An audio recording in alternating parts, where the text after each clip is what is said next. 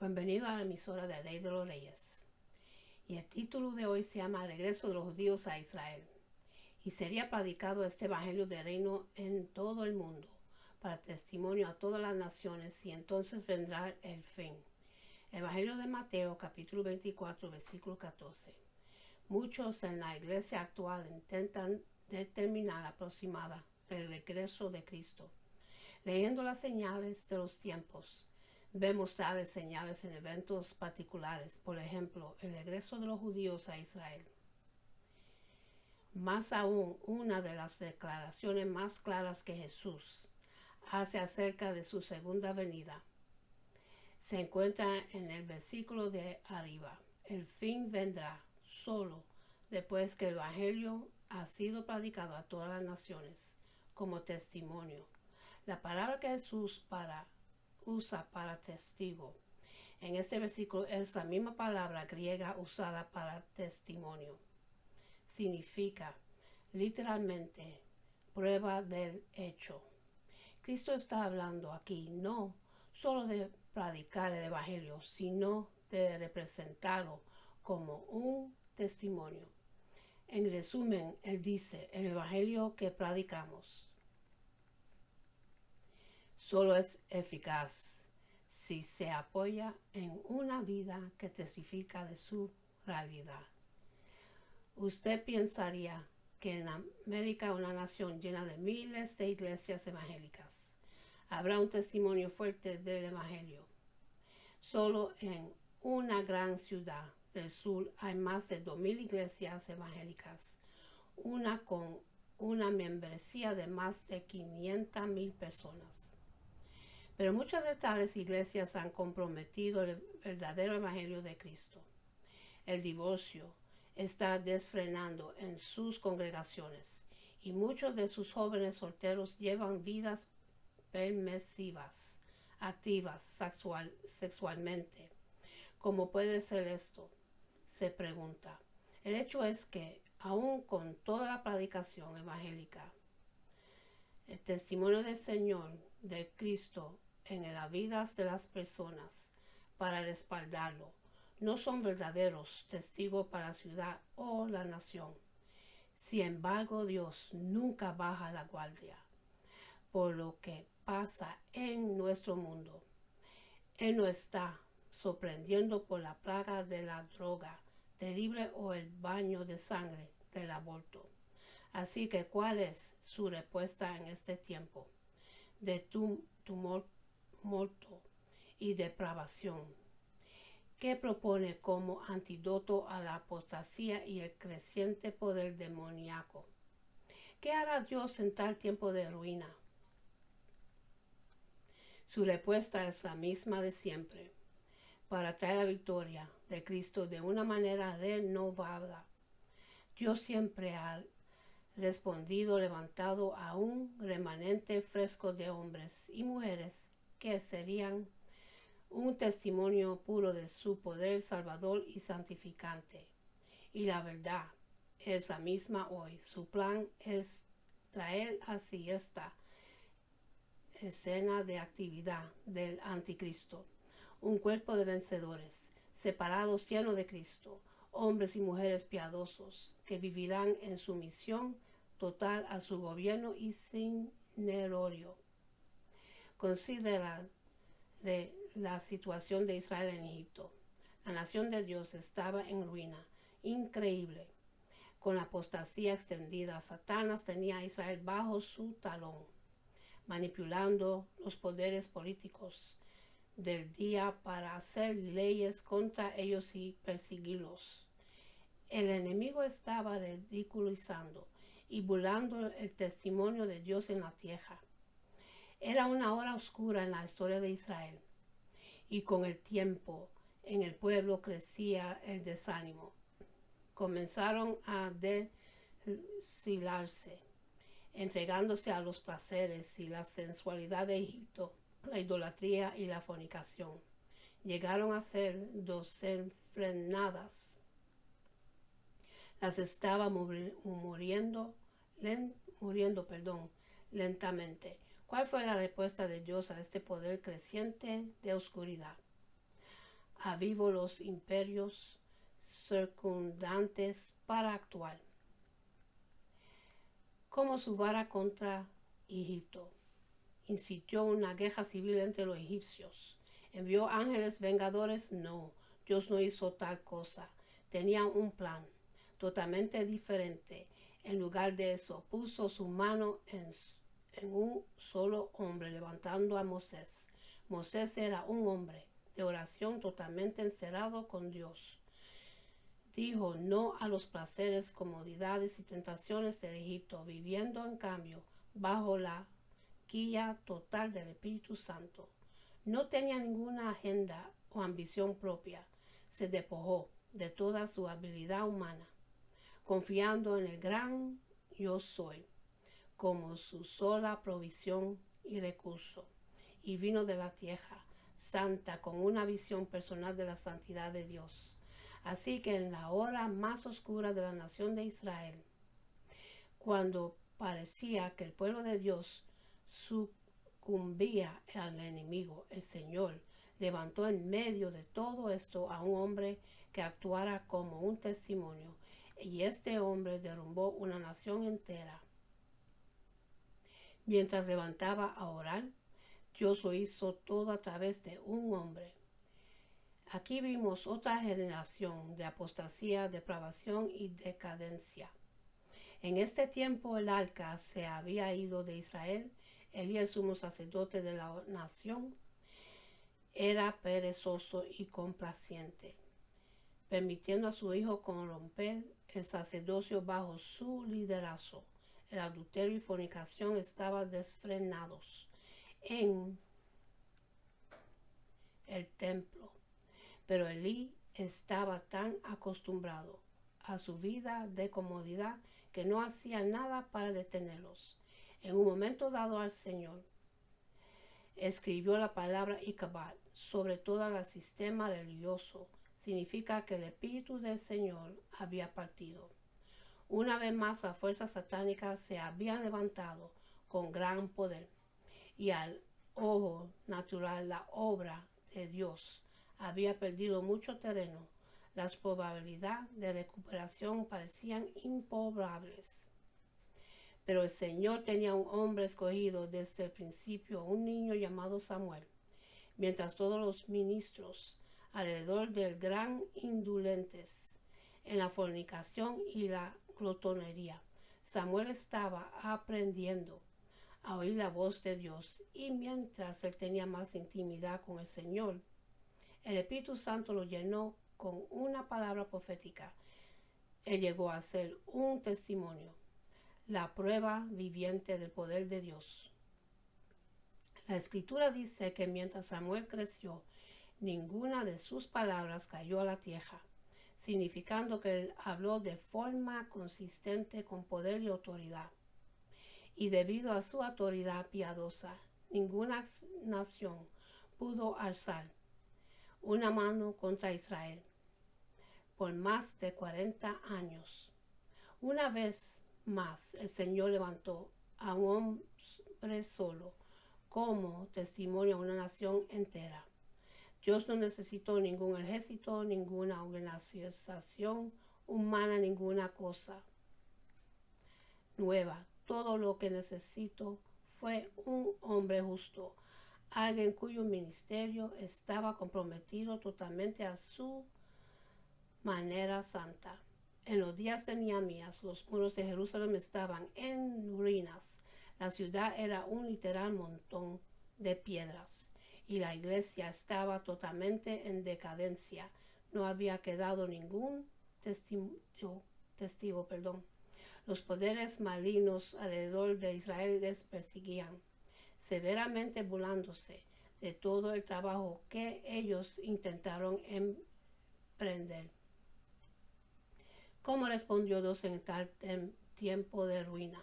Envió un ejército bien entrenado de Shushan para ayudarles. Envió un guardia del palacio que golpeara con violencia a sus enemigos prominentes. No, de nuevo Dios levantó un solo hombre, Nehemías. Aquí estaba un hombre con la carga de Dios en su corazón. Nehemías pasó un tiempo orando, ayunando y lamentando porque estaba quebrantado por la condición de Israel.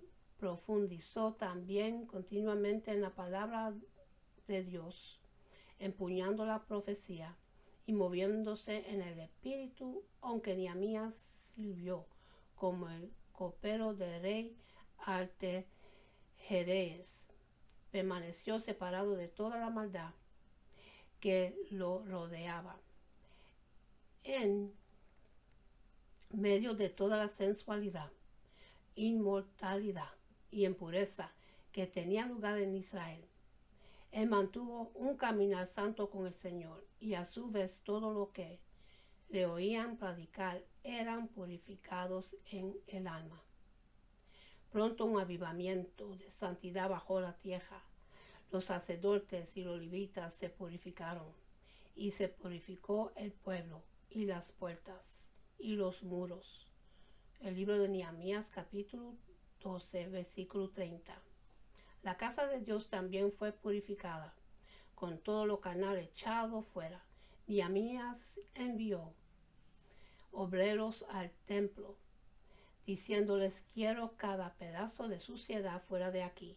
No dejen nada que tenga que ver con idolatría o sensualidad, sáquenlo todo y quémenlo.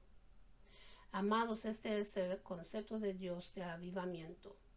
Es bajar por todas partes cada cámara de nuestro corazón que está sucio y sin santificar.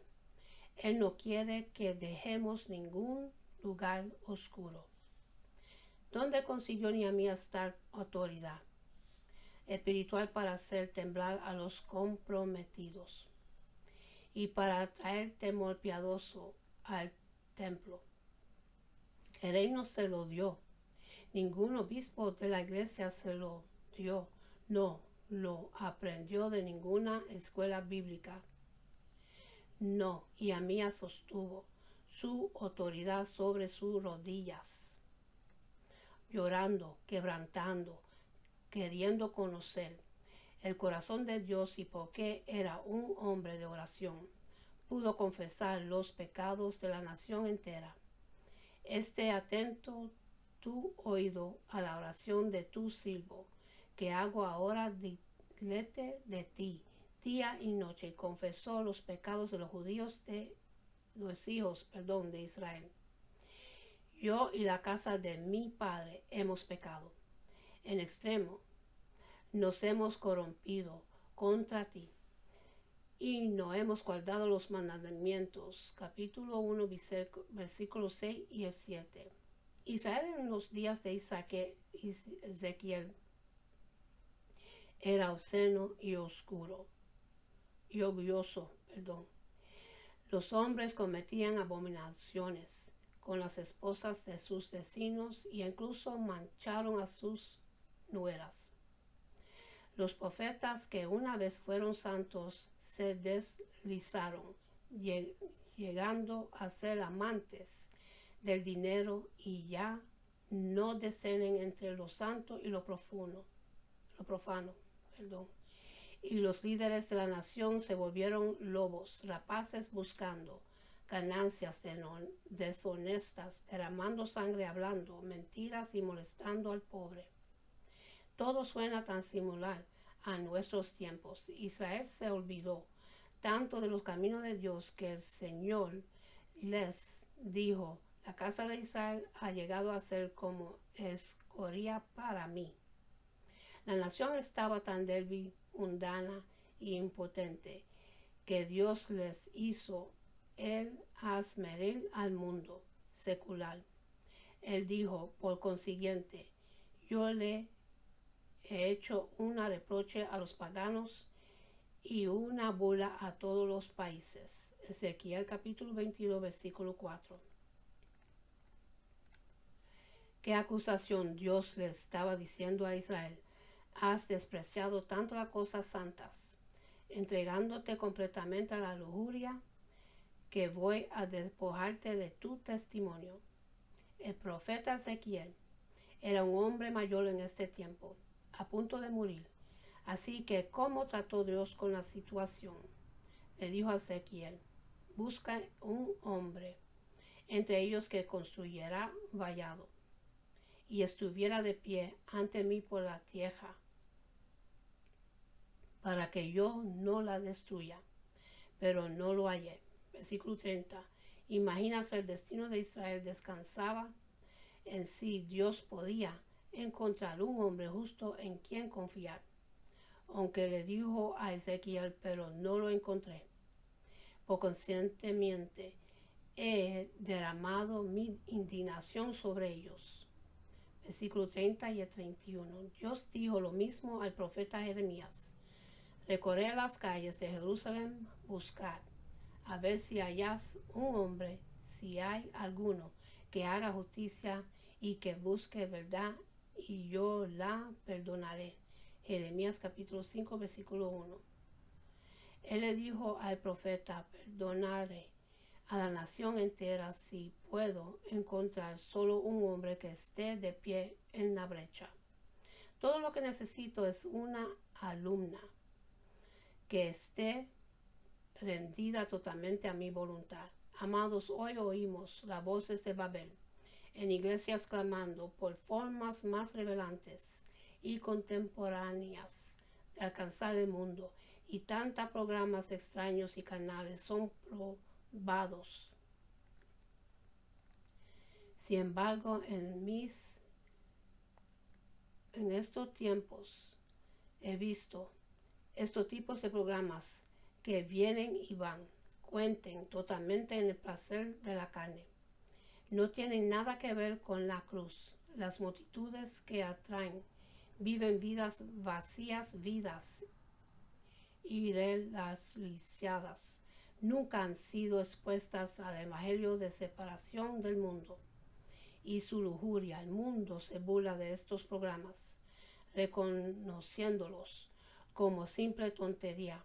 Cualquier ministerio promotor puede desarrollar el desperdicio. Una persona incluso puede vivir como el diablo y implementar programas aparentemente piadosos. En efecto, todo lo que necesitas es una mente aguda y estrategias de un ejecutivo para construir una mega iglesia. Aun si lo haces apartado de Dios, sin su justicia o santidad, sería un hedor en sus fosas nasales. El evangelio sin respaldo de un verdadero testimonio no tiene poder para liberar. También he notado a través de los años que mientras más desrealizado está el predicador, más se vuelve evangelio del entretenimiento y las nuevas obras para atraer a las multitudes, y confía en números y fianzas para juzgar su propio éxito. Pero no hay ningún testimonio acompañando tales obras, porque son de otro evangelio, otro Jesús. Un pastor verdaderamente piadoso tiene solo una meta en su ministerio: no da ningún descanso a su alma hasta que haya coronado a Jesús Señor en cada área de su vida, y traérsela a sí mismo y a sus ovejas bajo el reino gobernante del Espíritu Santo. Si tiene hambre y sed por la plenitud de Cristo, Satanás le declara la guerra. Cuando él ve evidencias de que su compromiso es real, su diligencia en la oración, su rechazo del yo, usará toda alma del infierno para tratar de destruir su testimonio. ¿Por qué? Ese testimonio es la respuesta de Dios a la apostasía y la ruina. De esto se trata el horno ardiente en la historia de Daniel. Satanás inventó un plan detallado para destruir el único testimonio de poder de Dios que quedaba en Babilonia. Culminó en un horno candente para matar toda prueba viviente de la verdad del Evangelio de Dios. 3 jóvenes israelitas piadosos sirvieron en las altas oficinas gobernantes en Babilonia. hombres que eran testimonio visible del evangelio de predicaban, se habían separado del estilo de la vida sensual de Babilonia. Comprometiendo sus vidas a la oración, estos 3 hombres no eran profetas o sacerdotes, sino simplemente lacios, y permanecieron fieles a Dios y puros de corazón en medio de las masas idolatrías. Claro, esto inspiró la rabia de Satanás y entró en el corazón del rey maligno de Babilonia. Inmediatamente el rey erigió una gran estatua dorada y la declaró de Dios oficial de la nación, un objeto para ser adorado. Entonces convocó a cada oficial y siervo de cada nación bajo el control de Babilonia para presentarles la nueva religión. Cuando la música de ceremonia comenzó, todos tenían que inclinarse antes de un nuevo Dios. Satanás también incitó al rey a erigir un gran horno de ladrillo y atizarlo para que las llamas candentes fueran visibles a todos, y preguntó: ¿por qué Satanás hizo esto? Ciertamente sabía que no había gobernador, juez o alguacil en cualquier parte en Babilonia que resistiría el nuevo decreto. No necesitaba ser seducido o amenazándolos. De hecho, todos ellos deben haber enmudecido, preguntándose: ¿quién quiere merecer el barco o perbutar las cosas? La hemos pasado bien, tenemos prosperidad, comida, bebida, la buena vida, y esta nueva religión es fácil para el alma. ¿Quién quiere dejar de todo esto? Así que, ¿de qué se trataba este horno ardiente? Era totalmente la obra de Satanás, una manipulación aparejada por él para destruir a los 3 jóvenes lacios.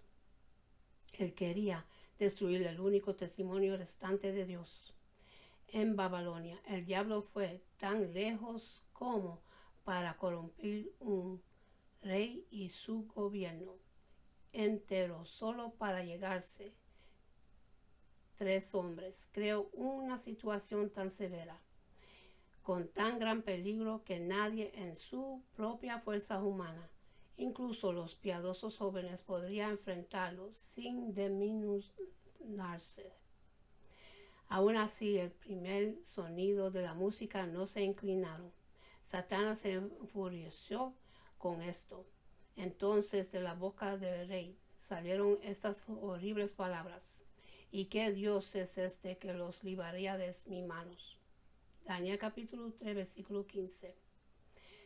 Calienten tal horno 7 veces más de lo acostumbrado. Versículo 19. Ahora el diablo tenía a los siervos de Dios en su vista, amenazando. ¿Quiénes piensan ustedes que son, que puedan escapar al destino que les he puesto? Fue a derribarlos y a destruir su testimonio completamente. Igualmente, hoy el calor que enfrentamos es muchas veces más caliente de lo que era hace una generación. Por ejemplo, Satanás ha preparado la tecnología entera de nuestra era, comprometiéndola con su seducción, sensualidad, lujuria y tentación. ¿Por qué enfrentámonos hoy tal horno caliente de tentación? ¿Por qué son la lujuria y el sexo usados para vender cada tipo de producto concebible? ¿Por qué hay cientos de páginas pornográficas en el internet?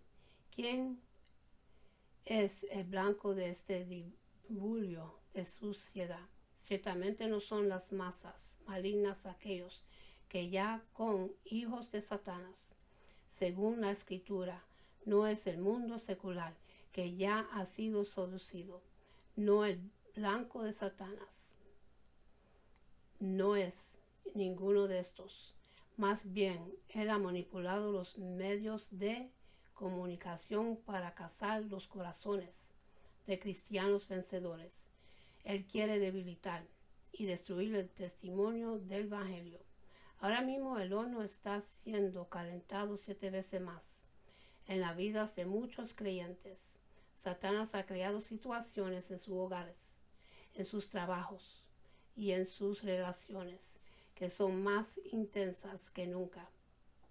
Y muchos, una vez cristianos fuertes, están rindiéndose, dejando a Dios, ya no oran por ni ayudan. En cambio, piensan, mi prueba es demasiado intensa para que sobreviva. Alabado sea Dios. Estos 3 hombres guardaron su testimonio y aplastaron el plan de Satanás. Dios vivió la confabulación del diablo en una oportunidad para exponer a la nación entera de Babilonia su testimonio, porque los 3 jóvenes lacios no se inclinaron, el Señor los liberó y trajeron a la nación una clara manifestación del Señor Jesucristo. El rey de Babilonia testificó, nos lanzamos a 3 hombres atados en medio del fuego. Yo veo 4 hombres sueltos caminando en medio del fuego y no tienen ninguna herida, y la forma del cuarto es como el Hijo de Dios. Daniel capítulo 3 versículos 24 y 25. De repente el rey anuló su primer decreto de adoración al ídolo y emitió rápidamente este nuevo decreto. Por consiguiente, hago un decreto que todo pueblo, nación y lengua que hable algo errado contra el Dios de Sadrach, Mesach y Abednego sería cortado en pedazos y sus casas serían hechas muladar, porque no hay otro Dios que pueda liberar después de esto. Versículo 29. Amado, todo pasó por causa del testimonio de 3 hombres amantes justos de Dios, que estaban dispuestos a entregar sus vidas en fe. Estos 3 obreros y hombres humildes fueron responsables de cambiar las leyes de la tierra. Si las cosas se van a poner calientes económica, física, mental y espiritualmente y en toda otra manera, pero Dios ya ha puesto su mano en hombres y mujeres piadosos separados en todo lugar, y su evangelio sería predicado como testimonio.